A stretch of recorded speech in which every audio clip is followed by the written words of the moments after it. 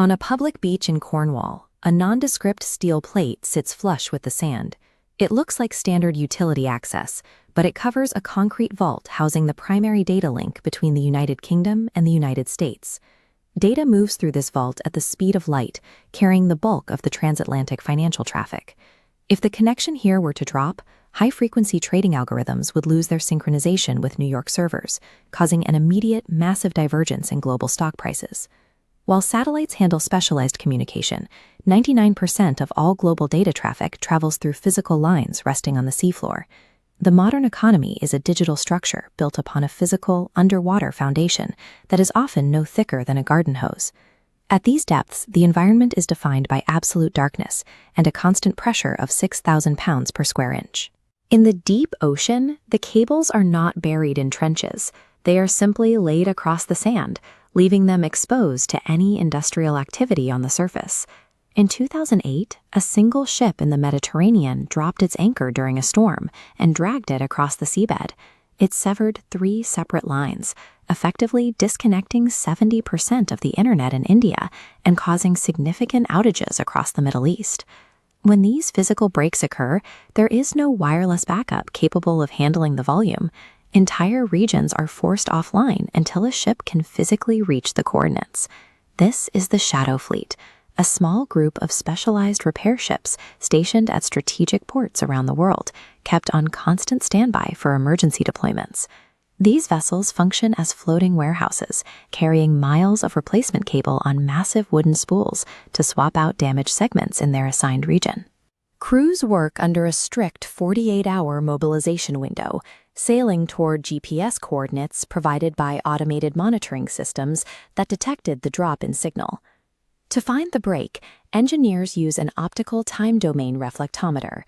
A laser fires down the fiber, and a timer measures how long the light takes to hit the fracture and bounce back, locating the damage within meters.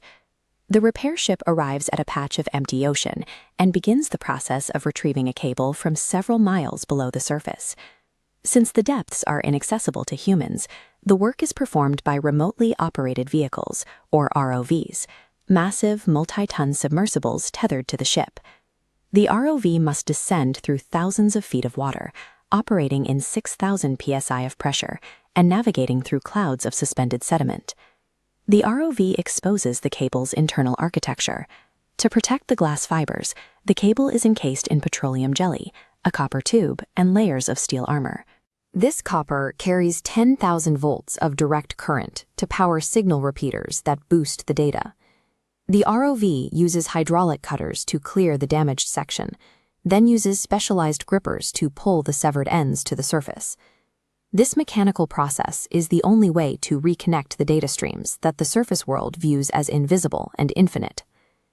Beyond accidental damage, these lines have become critical targets for surveillance and strategic leverage in global tensions.